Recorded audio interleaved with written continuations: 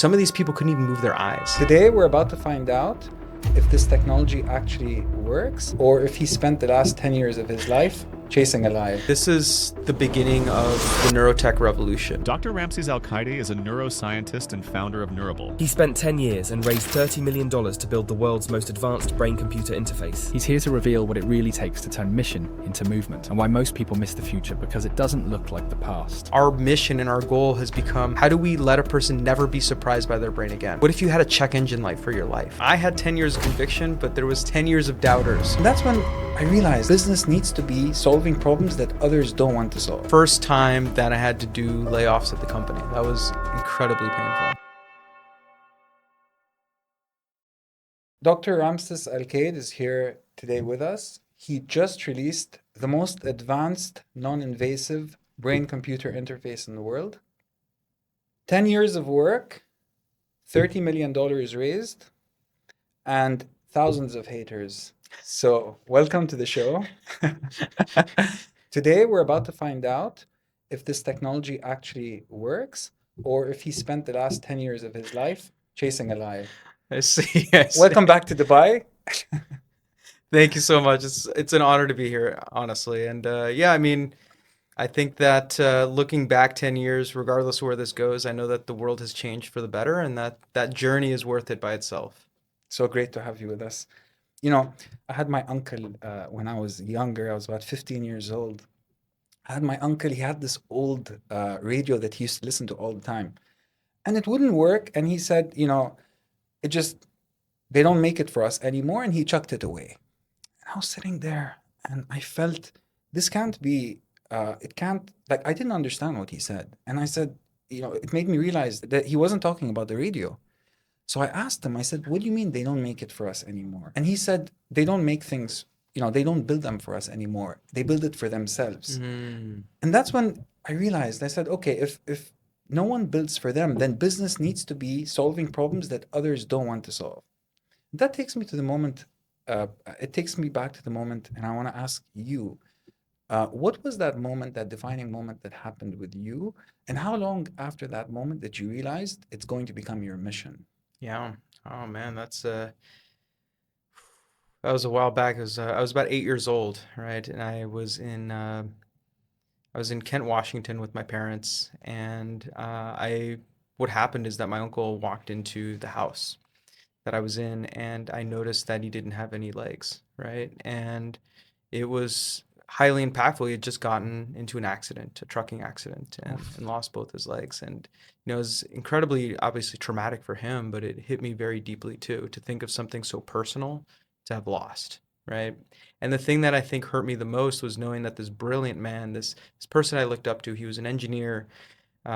He unfortunately lost his job. And the reason for that is because in Mexico, people there were very ableist, right? And just seeing him limp because he was wearing prosthetics was enough for people not to want to hire him. So right? he had a job, he had the accident, and he lost his legs, and then he couldn't get a job again. Couldn't get a job again. And it's crazy to think that he's like a brilliant engineer. Like, he doesn't need to use his legs to do his job, right? But like people, and this is something I experienced in school too, growing up as an immigrant in the United States, but people judge you before they even get to know you in a lot of ways, right?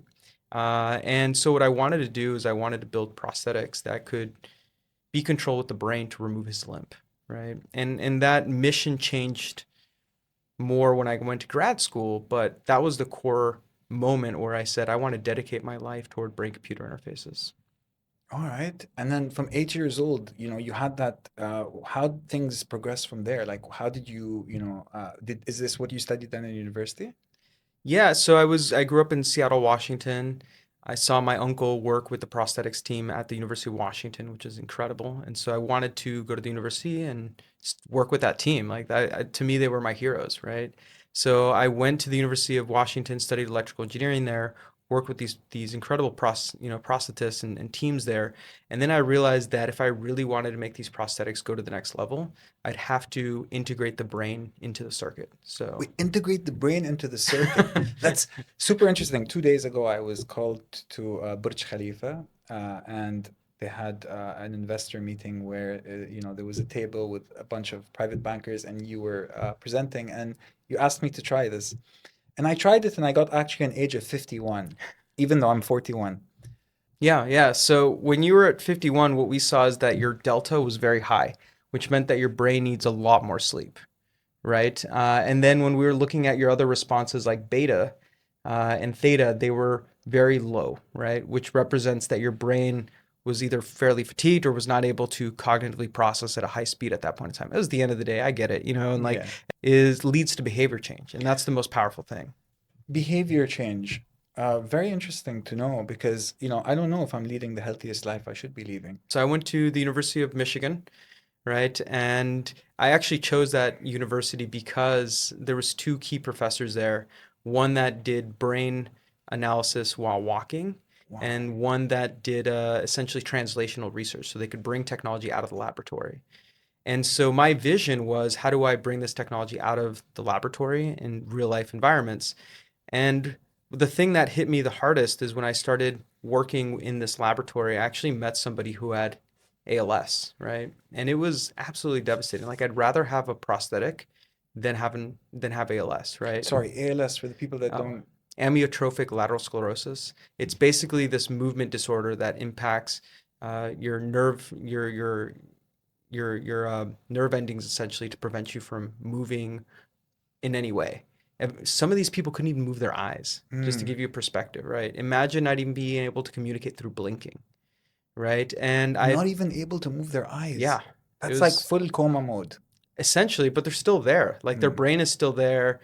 They can't talk to loved ones. They can't tell caregivers what's wrong with them. It was like one of these things where I realized that there's so many bigger problems also in the neurotech world. And that's also when I started learning about a lot of these neurodegenerative diseases. Like there's people that don't even know that they have Alzheimer's or Parkinson's until 10 years into their disease state. Like that's crazy, right? And the craziest thing about that is that we have technology to understand the brain. And they were called brain-computer interfaces, right? They were these large cap systems. They kind of look like torture devices, honestly, but they record electrical activity from your brain. And this was while you were at the university. They had this stuff, but there was no like implementation basically for people with prosthetics or. It just wasn't available Parkinson's. outside the laboratory. Okay. Right. And Yeah. and the reason for that is because you usually have to choose between having good data. So you have these large, crazy systems, or having a consumer-friendly form factor. Exactly. Right. And my background in electrical engineering and signal processing, I said, all right, well, what if we could increase the signal to noise ratio of this technology so that the signal is easier to understand, but there's less noise. So instead of having to use these large cap systems, we can bring it down to an everyday device, right? I'm And super excited to see your everyday device. Like, I want to know this. How does it work? yeah. Before I get there, what I will say though is that it took about over 10 years of work to get there, right? 10 years? Yeah, right. So like there was the vision, there was the direction, but we had to start with these large cap systems, work our way down to smaller and smaller form factors until now, after over 10 years of work, right? There was no silver bullet. It literally was just 10 years of lead bullets working every single day to make this happen. We're able to bring it down into essentially something like this, which is a pair of headphones. Wow. And on the inside, there are these fabric sensors. But most significantly is there's an AI. And that AI is what our company is. It says here, powered by Neurable AI. And that AI boosts the signal so that we're able to get really high quality signal from a device as simple as an everyday product and not have to use a scientific grade system. So you created a startup, you moved from VR, and then you moved to headset, and then you started working with the US military. Why work with the military instead of go commercial first? Yeah, that's a great question. It had just do because you have to do whatever keeps the lights on, right? And our perspective of working with the military is like, make sure we do it for good, right? So we're not putting this in any type of offensive weaponry, right? It's basically meant to identify blast overpressure events or traumatic brain injuries in soldiers, right? Which then becomes a great use case for the consumer, right? Imagine buying a bicycle helmet or a football helmet that can help detect brain injuries that happen when you get impacted by something. And also the military gives you an area where you can really test out devices at scale that are not ready for consumer use. And so there's all these benefits to going down that direction. And then once we've gotten them to the right point, we're able to scale out with some of these other players. So this is an everyday headphone with software that's different. Exactly. So it has noise cancellation, it has great audio. It's from a company called Master Dynamics. So we don't build any of the hardware. We actually work with hardware partners.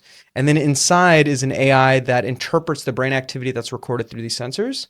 And then from there, we can do a whole bunch of really cool things, which you got to see a couple days ago. So AI interpreting the brain activity and then you can use that brain activity to track things like neurodegenerative diseases, like is a person's brain aging at an accelerated rate? you know what? I'm gonna stop you there and tell you. Can we try this on my brain and find out if my brain is okay? We can, yeah, absolutely. But before we go there, I want to tell everyone that's watching up to this point, guys, hit the subscribe button so we can continue to bring amazing guests. That's actually one of the new features we're introducing to the system this month, right? And so here you see one of the headphones. All I just want you to do is put these on like a normal pair of headphones. Just make sure your ear is fully inside the ear cup, and we're gonna run a quick experiment to just see the state of your brain. The state of my brain. Yeah. Dude, this has never happened before. And like, I really want to figure this out. So we're just gonna do a very simple test. Normally, to understand your brain state, we usually have people wear the headphones just as they normally would throughout the day. But right now, we're just going to take a quick snapshot. So what we're going to do is we're going to do something called an eyes open, eyes closed test. So Eyes open, eyes closed. That's all I got to do. That's all you got to do. So I just want you to keep your eyes open, your head steady, and I just want you to look into infinity. So yeah, just keep your eyes open. Now close them. Just let me know when I need to open my eyes. Yep, open your eyes. The moment of truth. Oh, look at that. So it predicts your age of your brain, and it predicted it at 35 years old. 35 years old? It means that your brain health is actually in a really good state, and we can look at it why. We can look at why in just a second. So here you can see the more simplified responses. So wakefulness is actually your delta response, which when I bring up the scientific version, you can see here your delta response is within this blue box. This blue box is what's considered healthy. Now, if we look at the area where, for example, you're closest to matching wise, we can actually look at the age groups. So let's pick 40 to 49. And you can see that compared to the median and standard deviation, you're a little bit more high in delta. Delta is different, the variance between where I should be and where I am. That's actually, I'm talking about a brain response called delta. Okay. Yeah. But, and then you can look at alpha. Alpha is associated to stress and calmness. So you can see that alpha is very low. So the lower it is, the more stressed you are. So it says you're under high stress. I mean, we're on a podcast, even though we're hanging out, we still gotta, it's like, it is what it is, right? It makes sense. Gamma is usually the one associated the most to neurodegeneration. You can see it's very high. So your brain is very well protected from any type of neurodegeneration. Alpha peak amplitude is usually impacted by brain readiness, like how tired your brain is. It looks like it's a little bit lower. You might be more tired than normal is what it's saying. But overall, your brain health is excellent, right? But what's really powerful is then we can say like, okay, how does this compare to what other people have, for example, responded to in the survey? So here's ADHD, right? We can actually see how does this look like to individuals with ADHD. We only have 7 in your age group, but you can see how these shifted dramatically, right? So there's so many health implications here that we can pull out of it. You had this epiphany. You saw your uncle in a struggle. You had this thing, and you said, "I want to build something." And today, you have a product that actually works. It's reading signals from my brain because I didn't input anything else into it. So, what was that journey like? Can you take us through how you turned an idea into a commercial product? Yeah, I mean, it was a long road. I'm not gonna lie, but really what it was is it was very mission driven for me. Every decision that I've made, it's because that was what the mission required. Like I didn't know that I was going to become an engineer. I just knew that the next step in solving this problem was to be an engineer, right? And I learned that from my uncle. I saw him solve so many of his problems through his engineering, and I said, okay, well, that's what I need to do. Plus, those are the people building these prosthetics. And then when I went to undergrad, it was how do you connect the brain?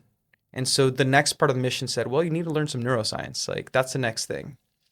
And then after that, we created this incredible technology, and I took it to the tech transfer office and I said, okay, like, is this going to change the world? Like, when is this going to do all these things that I want it to do?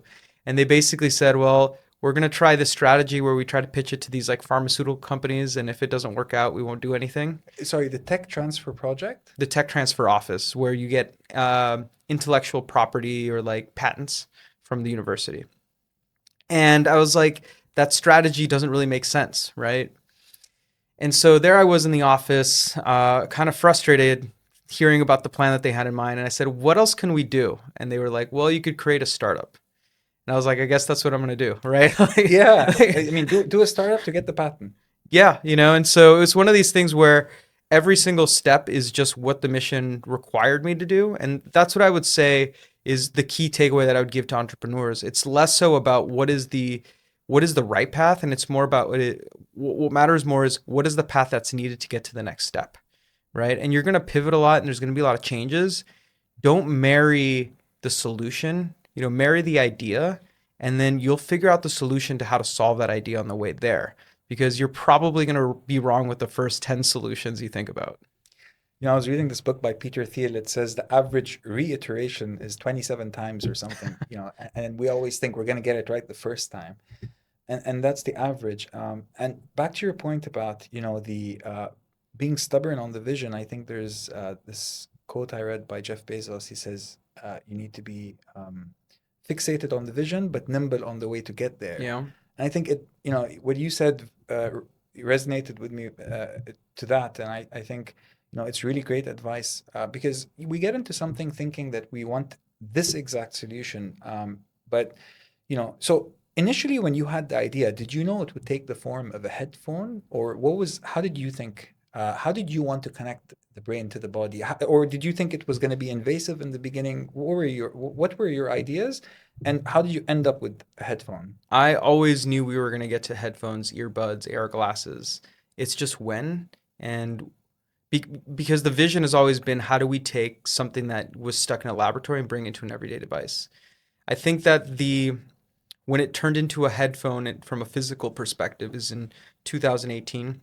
We had this VR headset, right? And that's actually the one that Naj, our mutual friend, tried out, where he was grabbing objects with his brain activity. It was a really cool demo. But the thing is, and here's another lesson to entrepreneurs, don't build a startup on a startup, right? And like virtual reality is still a startup. And the other thing I've learned too is that solving the hard things is where your competitive advantage comes in, right? All the easy stuff anybody can solve, but if you solve the really hard things, that's what differentiates you. And that's what enabled us to start working with the US Army. And then that opened up a pathway for enough money to be able to then build out the consumer version with Master and Dynamic. And so all these things started happening, but we had to take the risk that we would even be able to get it to work in this type of form factor, which is incredibly scary. Awesome. Now that you've built this amazing headset, what keeps you up? Like, what's that mission? What keeps you, waking up every morning?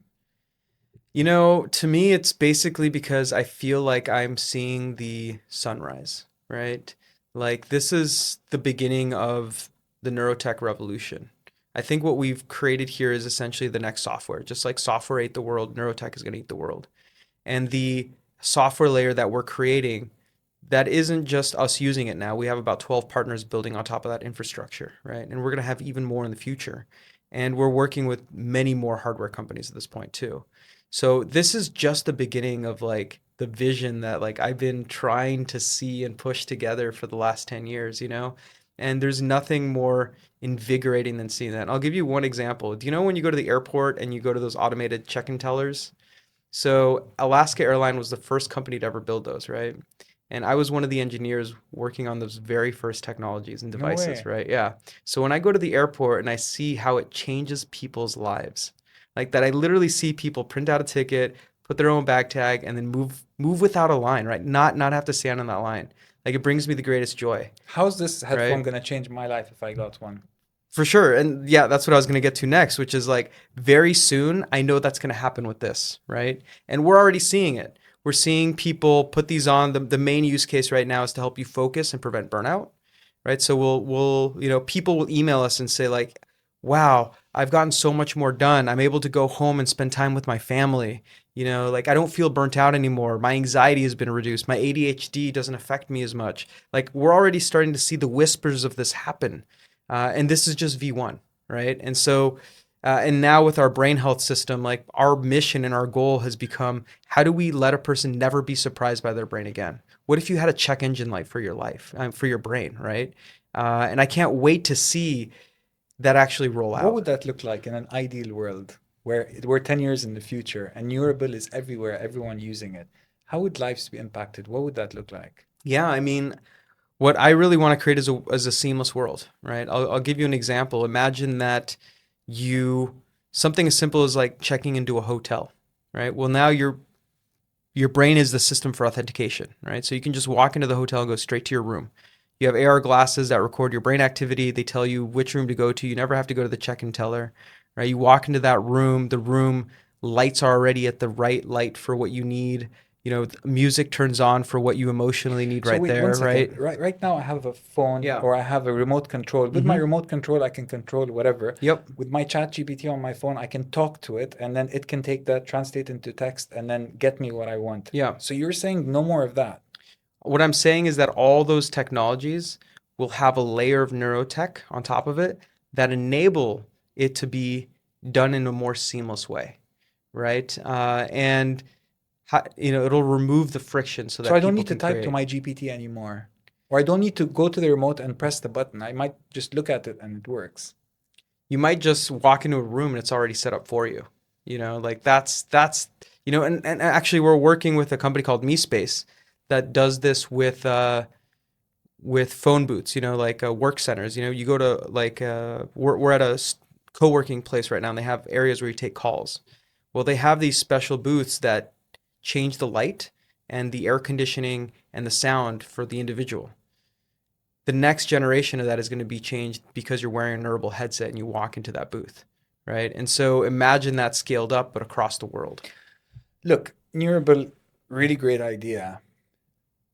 Elon Musk is building something that actually goes into the brain. Mm-hmm. How would you, because I don't know of any other competitor, forgive, my ignorance, but how would you compare to something like that? I just think they're very different technologies, right? I think of invasive technology for those that need it the absolute most, right? And I see our technology as like a ubiquitous tool for everybody. Just thinking about, for example, the most successful invasive technology is the hip replacement. And you wouldn't get one even if they made you jump higher because it's surgery, right? It's life-threatening surgery. And you don't need one, and you won't get one unless you need one. It's like something Inside coming inside you, right? Yeah, exactly. And you know what? Eventually, these invasive sensors also need to be replaced, right? How many Another times do you surgery, want to yeah. get another surgery, right? And so the way I see it is that this is going to be for everyday use. And then for the most critical situations, like somebody with ALS, for example, that's where we're going to use an invasive device. And with time, also the line is going to blur with what we can do with invasive versus non-invasive. That niche in invasive surgical systems are going to get smaller and smaller. Okay. And so basically a small cut and they can like replace, I don't know, a big part. It's kind of how like a prosthetic device is for somebody who loses a leg, but a pair of shoes is for everybody. Even people with prosthetics need shoes, right? And so that's how we're going to see non-invasive technology. Okay. Can you give me another real life use case for this technology? One of the key things that we're doing right now is understanding blast over pressure events in soldiers. And what that means is that Blast over pressure. Yeah. So what that means is that when a soldier goes out and does practice or training, or if they're around like artillery, those shock waves impact their brain. In a normal human situation, that would be you're playing football and you get hit, or you get a traumatic brain injury of some kind. So one of the core use cases, and you saw this with brain health, is seeing how things that impact your daily life impact your brain. And then we can then track the recovery, or even see how do the interventions impact your health long term. And so it really is kind of like an Apple Watch or a Fitbit for your brain. An Apple Watch or a Fitbit for the brain. Yeah, right. And the Apple Watch started out by saying like, here's your heart rate. Then it evolved with machine learning to saying you have a heart abnormality. And then now it can actually diagnose you with, a heart arrhythmia. And we're going to see that happening with these brain-computer interfaces too, right? So it enables the everyday person to get access to something very personal and hidden, which is the state of their brain. Okay. One second. I have something to say to you. Yeah. I'm wearing a Whoop. Yep. Some days I wonder why I'm bothering myself with collecting information that, this is just one more source of information. There might be a lot of people that are watching this might be thinking like me, like, okay, one more device to measure something, and that's just going to give me more anxiety. Or what do you think about that? Yeah, and you have a point to that, and at least on our end, like everything is done with user consent. But I think that just to share like a personal story, right now we don't necessarily do healthcare. We do sick care. When you get sick, that's when you go to the doctor, Yeah. right? And not immediately. I wait. Yeah, I'm sure you do. I do too, like and the thing is, whenever that happens, we're catching a disease once it's so bad that we experience the pain from it all the time, right? But the honest truth is that disease has probably been there for years, getting worse and worse and worse and worse. And we've seen that change happening in your baseline. It's just that you can't feel it because your brain is very good at hiding pain. It does that. It's an evolutionary response because it's trying to protect you. You don't want to be that animal that's limping through the savannah because something's going to eat you, right? So you hide that pain, you hide those symptoms. Your brain's very good at that. But the future of health is going to be tracking those changes from baseline. So instead of going to the doctor once your heart arrhythmia is so bad they can detect it at the doctor's office, it's going to be years before that. And maybe at first there's going to be some paranoia associated to it, but it enables you to take an intervention earlier. And that earlier intervention is going to give you greater safety, and it's going to make sure you don't have to get, a heart replacement of some kind or the bigger surgery, right? You're able to solve that problem while it's still a small problem. Prevention is better than cure. Been taught it before, and Yeah. now I'm seeing, a lot of times, sometimes even the swoop, which as basic as it is, will give me a signal to something, not so good to come. So yeah, I mean, if I'm sure that the brain has much more signals it can give off, and probably can control much more with the brain than an arm. So really excited for this technology. My next question is on ethics. Mm-hmm. So tell me, Dr. Ramses, Yeah. what's the biggest ethical line you don't wish to cross in neurotech? Like you refuse to cross in neurotech? Yeah, I mean, I guess at least to me that is disrespecting the privacy of an individual, right? Because all the thoughts and things that happen in our mind are already happening there, right? And what our mission is to make you be aware of them at a level that you can take action on it, right? So, for example, you saw that your sleep impacted your ability to execute. You made positive changes to your life, right? That's what we want to enable. We want to illuminate somebody's decision making through empowerment. But as soon as that data becomes something that, breaks the privacy and trust of the individual, that's the line that we don't want to cross, right? Now, if it's an agreement between the individual and a healthcare provider, or an individual and like maybe the sergeants in a military group that, to prevent accidents, they want to share, that's their choice. But as soon as any single time a person is not allowed to decide how their data is used, that's the line that we won't cross. And it's even easier to do, thankfully, because these are non-invasive. You can just take them off, right? If you have an invasive system, a surgical system, you don't really have much of a choice there.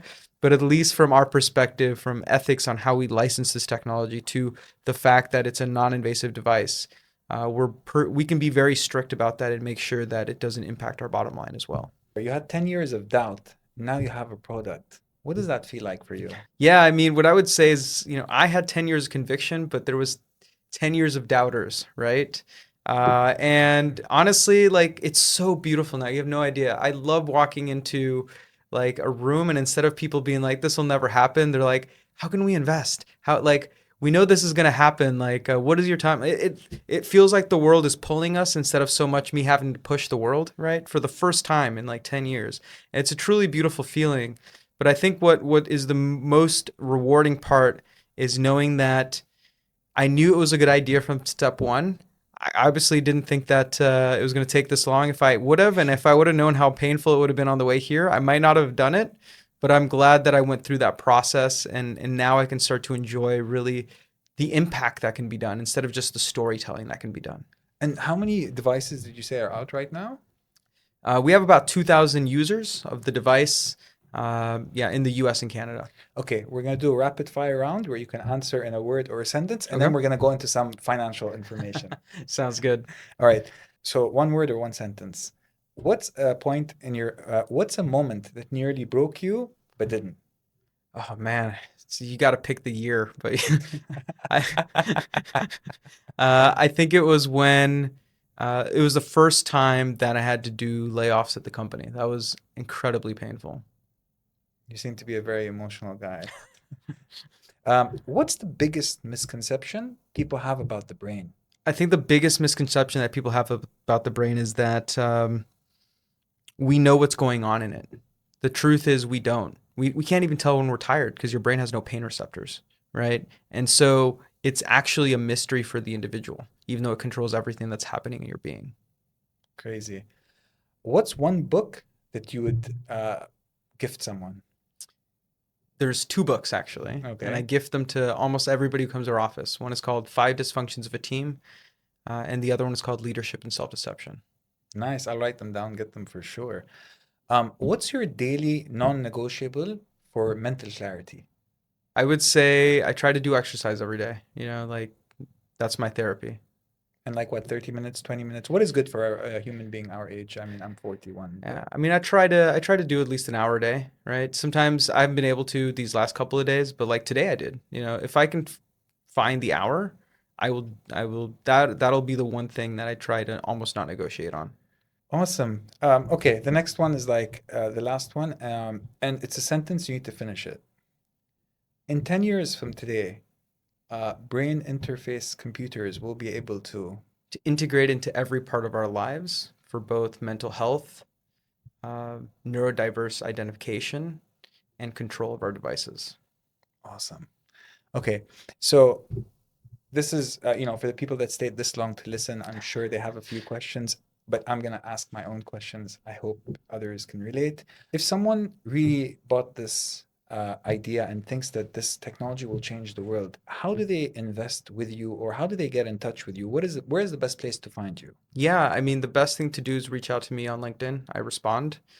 We are in the middle of a raise right now, so it's an opportune time if you are interested in getting involved. And even if it's not for investment, if you think that there's a way to collaborate or a partnership, that's what we're looking for. Because what we really work on is the layer that allows people to build on top of brain-computer interfaces, right? We don't do the hardware. We just do the infrastructure in between. And so this is also an incredible time for partnerships. Which kind of companies? You mean besides headphone companies, what other companies are you looking to partner with?